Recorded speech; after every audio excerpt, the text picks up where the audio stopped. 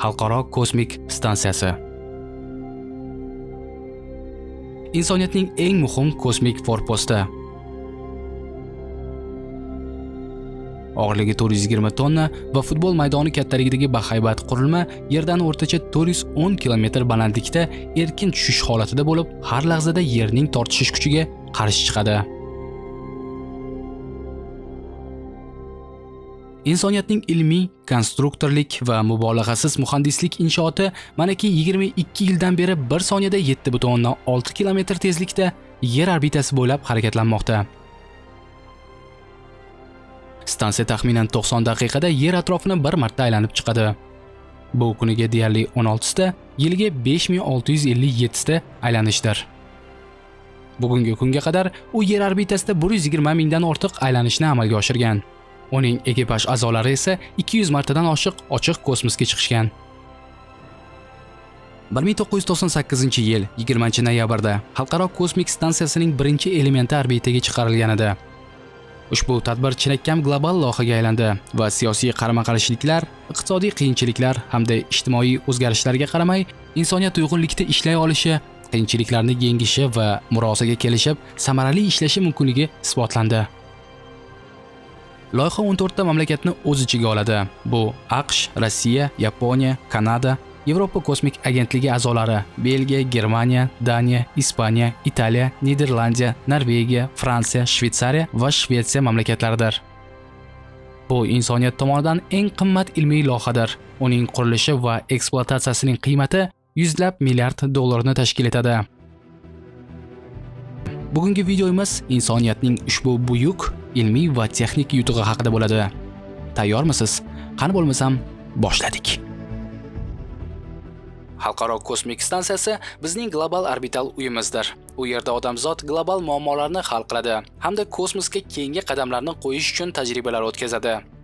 Odamzod faqatgina tajriba almashish va hamkorlik bilan ana shunday ulkan loyihalarni ishlab chiqishi mumkin. Xalqaro kosmik dasturining bosh menejeri Kirk Sherman. Ilk kosmik stansiya 1971-yilda Sovet ittifoqi tomonidan orbitaga uchirilgan bo'lib, u Salyut 1 deb nomlangan. Unga Soyuz eltuvchi kosmik kemasida orbital stansiyaga ekipaj olib chiqilgan. Biroq ilk urinishda fazogirlar kosmik kemani stansiyaga o'zaro tutashtira olishmadi va fazogirlar maqsadlariga yeta olmay yerga qaytib tushdi. Ikkinchi urinishda boshqa bir tarkibli ekipajning omadi chopdi. Fazogirlar orbital stansiyaga o'tishga muvaffaq bo'lishdi. Stansiyada o'sha ekipaj naq 23 kun mobaynida faoliyat ko'rsatdi. Bu o'sha zamon uchun ko'z ko'rib, quloq eshitmagan hodisa, jahon rekordi sanalardi. Biroq rekordchi fazogirlarga afsuski yerga qaytish nasib qilmadi. Stansiyani tark etib, yerga qaytish jarayonida ekipaj o'tirgan kabina korpusida yoriq paydo bo'ldi va germetiklik yo'qolib, kosmik kemaning ekipaji fojiali tarzda halok bo'ldi.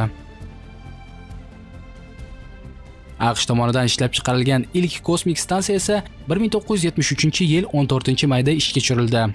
Skylab deb nomlangan stansiyada 3 ta ekspeditsiya o'z tadqiqotlarini o'tkazishga muvaffaq bo'ldi.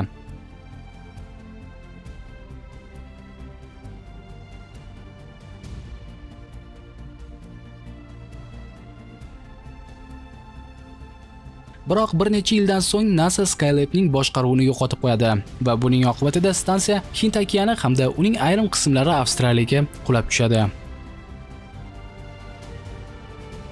1986-yil 19-fevralda Sovet ittifoqi Mir kosmik stansiyasini orbitaga chiqaradi. Bu tarixdagi birinchi ko'p modullik stansiyadir. Ushbu orbital stansiya 15 yil insoniyatga xizmat qildi va juda ko'plab sonli, ko'p millatli fazogirlar uchun kosmik boshpana vazifasini o'tadi. Uning bortida juda muhim ilmiy tadqiqotlar olib borildi va sun'iy yo'ldoshlar aloqasi, navigatsiya hamda sun'iy yo'ldosh televizion uzatmalariga oid bir necha muhim texnik masalalar hal qilindi. Ammo Xalqaro kosmik stansiyasining ishga tushirilish munosabati bilan Rossiya stansiyasiga deyarli talab qolmadi. Unga texnik xizmat ko'rsatish o'ta qimmat bo'lganligi sababli 2001-yilda muddatini o'tab bo'lgan Mir kosmik stansiyasi Tinch okeani hududiga yerga qaytib tushirildi va Ummon tubiga cho'ktirib yuborildi. Xalqaro kosmik stansiyasining g'oyasi ilk bor 1984-yilda AQSh prezidenti Ronald Reagan tomonidan qo'llab-quvvatlangan. Qo'shma Shtatlar, Yevropa kosmik agentligi, Kanada va Yaponiya birgalikda orbital stansiyani qurishni loyihalashtirdi. Ammo hisob-kitoblar loyihani juda qimmatga aylanishini ko'rsatgani uchun dasturni boshlashga hech kim shoshilmagan. Shu bilan birga 1990-yillarning boshlarida Rossiya ham Mir-2 stansiyasini qurishni rejalashtirgan edi. Ammo SSSRning qulaganidan keyin iqtisodiy qiyinchiliklar sababli Rossiya ham buni amalga oshira olmasdi. Bugun biz ajoyib lahzalarni boshdan kechirmoqdamiz. Rossiya biz bilan qurol va kosmos poygasida bellashish o'rniga bizga yangi kosmik stansiyani qurishda yordam beradi. 1992-yilda AQSh prezidenti Bill Clinton. Natijada mamlakatlarning birgalikdagi sa'y-harakatlari bilan orbital kosmik stansiyasini qurishga qaror qilindi. 1993-yildan boshlab stansiyaning rasmiy nomi Xalqaro kosmik stansiyasi deb nomlandi. 1998-yil 29-yanvarda Rossiya, AQSh, Kanada, Yaponiya va Yevropa kosmik agentligi mamlakatlari Xalqaro kosmik stansiyasini qurish to'g'risidagi shartnomani imzoladilar.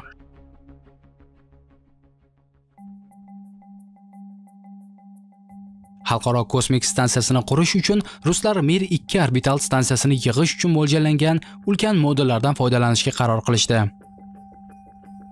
1998-yil 20-noyabrda Rossiyaning Proton-K raketasi Baykonur kosmodromidan uchirilib, Xalqaro kosmik stansiyasining Zarya deb nomlangan 13 metrlik boshqaruv modulini orbitaga olib chiqdi.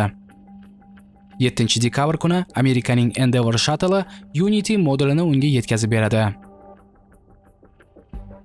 3 kundan so'ng modullar birlashtirilib, ular orasidagi lyuk ochiladi hamda ikki mamlakat kosmonavtlari Sergey Krikalyov va Robert Kabana stansiyaga kirishadi. 2000-yil 26-iyulda yana bir Zvezda deb nomlangan xizmat ko'rsatish moduli stansiyaga tutashtiriladi. O'sha yilning 2-noyabrida esa Rossiyaning Soyuz TM-31 kosmik kemasi Xalqaro kosmik stansiyasiga birinchi asosiy ekspeditsiya ekipajini yetkazib beradi. Aynan shu kundan boshlab kosmonavtlarning stansiyada doimiy qolish muddati boshlanadi. O'sha paytda Xalqaro kosmik stansiyasi 3 ta moduldan iborat bo'lib, ularning har biri bitta kichik xonaning o'lchamiga teng edi. Bugungi kunda bu futbol maydoniga teng ulkan kosmik laboratoriyadir. Xalqaro kosmik stansiyasining qurilishi modullik prinsipiga asoslanadi. Bir necha yillar davomida Xalqaro kosmik stansiya Rus va Amerika hamda Yaponiya va Yevropaning modullarini ketma-ket orbitaga yetkazilib, tutashtirish orqali qurilgan. Hozirda Xalqaro kosmik stansiyasi 15 ta asosiy modulni o'z ichiga oladi. Ruslarning 5 ta: Zarya, Zvezda, Pirs, Poisk, Rasvet, NASAning 7 ta: Unity, Destiny, Quest, Garmonia, Tranquility, Kupala, Leonardo. Bundan tashqari Yevropaning Columbus, Yaponiyaning Kibo va Amerikaning Bigelow Aerospace xususiy kompaniyasi tomonidan ishlab chiqarilgan eksperimental BM modullari Xalqaro kosmik stansiyasini tashkil etadi. 2021-yilda Rossiya Nauka deb nomlangan yangi 25 tonnalik ko'p funksionalli laboratoriya modulini Xalqaro kosmik stansiyaga ulashni rejalashtirgan. U hozirda ishlab turgan Pirs modulining o'rnini bosishi kerak bo'ladi. Xalqaro kosmik stansiyasining yagona energiya manbai quyoshdir. Maxsus panellar quyosh nurini ushlaydi va elektr energiyasiga aylantiradi. Stansiyadagi shartli rozetkalarda doimiy voltaj 28 voltni tashkil etadi. Ekipaj a'zolari barcha aloqa turlaridan foydalanishlari mumkin. Stansiyada telefon, internet, radio aloqalari mavjud. Umuman olganda stansiya eng zamonaviy texnik va aloqa tizimlari bilan jihozlangan.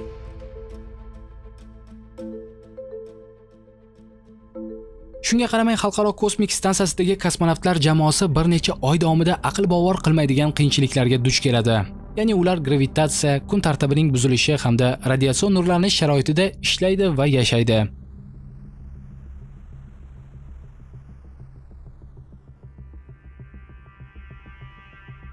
Bu sharoitlarda uxlash, ovqatlanish va oddiy fiziologik ehtiyojlarni qondirish katta muammolar keltirib chiqaradi.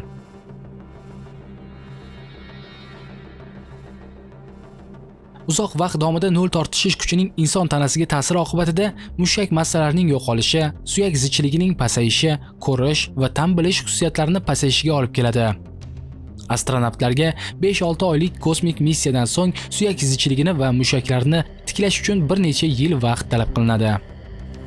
kun davomida ekipaj a'zolari ulkan nurlanish dozasini, ya'ni 1 millizivert miqdorida radiatsion dozasini oladilar. Bu yerdagi odamlarning 1 yil ichidagi nurlanishiga tengdir. Bugungi kunda Xalqaro kosmik stansiyasiga ekspeditsiyalar guruhini faqat 2 kema, ya'ni Rossiyaning Soyuz kemasi hamda Elon Musk boshchiligidagi SpaceXning Crew Dragon kemasi muntazam parvozlarni tashkil qila oladi.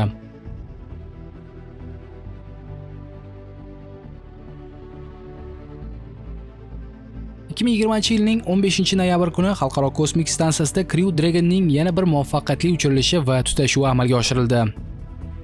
Kema bortidagi 4 nafar astronavt hozirda Xalqaro kosmik stansiyasida faoliyat olib borayotgan 64-ekspeditsiya a'zolariga qo'shildi.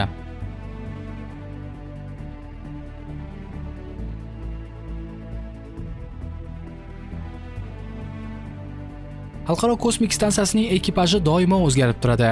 Stansiyaga 2, 3 yoki 4 ta kosmonavtlar yetkazilgandan so'ng, oldingi ekipaj o'z ishlarini keyingilarga topshirib, qaytib keladi. Bir ekspeditsiyaning davomiyligi 6 oyni tashkil qiladi. Jami bo'lib bugungi kungacha Xalqaro kosmik stansiyasiga 19 ta mamlakatdan 242 kishi tashrif buyurgan.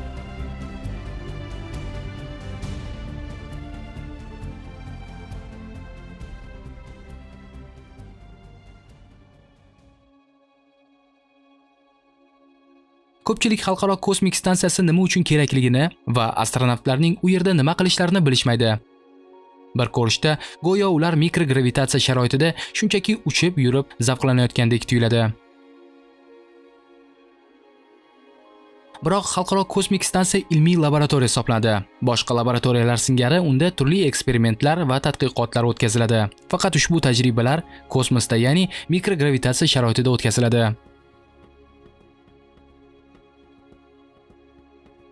Stansiyada maxsus kosmik sharoitlarni talab qiluvchi tajribalarni, mikrogravitatsiya, vakuum, yer atmosferasi tomonidan zaiflashmagan kosmik nurlanish tajribalarini o'tkazish stansiyaning asosiy maqsadlaridan biri. Ular turli xil asboblarning kosmosdagi xatti-harakatlarini o'rganadi, suyuqlik harakatlari va o'zaro ta'sirini, mikrogravitatsiyada bakteriyalar hayotini va boshqalarni tahlil qiladi. Tadqiqotning asosiy yo'nalishlari biologiya, shu jumladan biomeditsina, biotexnologiya, fizika, astronomiya, kosmologiya va meteorologiya hamda so'nggi yillarda robototexnika bo'lib kelmoqda. Xalqaro kosmik stansiyasidagi astronavtlar hafta davomida qat'iy jadval asosida ishlaydi. Ular deyarli har doim 8,5 soat uxlaydi. Kuniga 2,5 soat majburiy jismoniy mashqlar bajaradi, ovqatlanishadi hamda tajribalar ustida kuniga 9 soat dam olish kunlarisiz ish olib boradi. Ushbu maqsadlar uchun Xalqaro kosmik stansiyasi 5 ta maxsus ilmiy modulga ega. Amerikaning Destiny, Yevropaning Columbus, Yaponiyaning Kibo, shuningdek 2 ta rus kichik tadqiqot modullari, Poisk va Rasvet. Tadqiqotlarning aksariyati kosmosni yanada zabt etish va boshqa sayyoralarda bazalar yaratish uchun zarurdir. Ko'p yillar davomida stansiya muntazam ravishda tanqid qilinmoqda. Avvalo bu Xalqaro kosmik stansiyasining sarflayotgan haddan tashqari yuqori xarajatlari bilan bog'liq. Qo'shma Shtatlarda ko'plab mutaxassislarning ta'kidlashicha, xuddi shu mablag'ni yerdagi ilmiy loyihalarga yoki uchuvchisiz parvozlarga sarflash ancha foydali bo'lardi. Misol uchun, kosmosga uchmasdan ham mikrogravitatsiyani yaratish mumkin va bu ancha arzonga tushadi. Ushbu olimlarning fikricha, Xalqaro kosmik stansiya bo'yicha tadqiqotlarning aksariyati ikkinchi darajali xarakterga ega va faqat stansiyani mavjudligini asoslash uchun amalga oshiriladi. Shuning uchun ko'p yillar ular tomonidan Xalqaro kosmik stansiyasini yo'q qilish kerakligi taklif etiladi. Biroq bu stansiyaning qurilishiga katta kuch sarflangan. Agarda odamzod bu stansiyadan voz kechsa, yaqin yillarda uning boshqa bunday stansiyani qurish imkoniyati bo'lmaydi. Kosmik parvozlar, kosmik texnologiyalarni rivojlantirish va ilmiy natijalar tajribasi nuqtai nazaridan Xalqaro kosmik stansiyasi insoniyat uchun muhim ahamiyatga ega. Bu bilan insoniyat kosmosda ulkan inshootlarni qurishni, kosmosda uzoq vaqt yashashni, paydo bo'lgan turli xil muammolar va hodisalarga yechim topishni o'rganmoqda. Qolaversa, kosmik tadqiqotlar bizning kundalik hayotimizga ham ta'sir ko'rsatadi. Axir atrofimizdagi juda ko'plab ixtirolar kosmos uchun o'tkazilgan ilmiy tadqiqotlar va texnologiyalar tufayli mavjuddir. Ushbu tajribalarning davom etishi odamzod uchun juda muhim.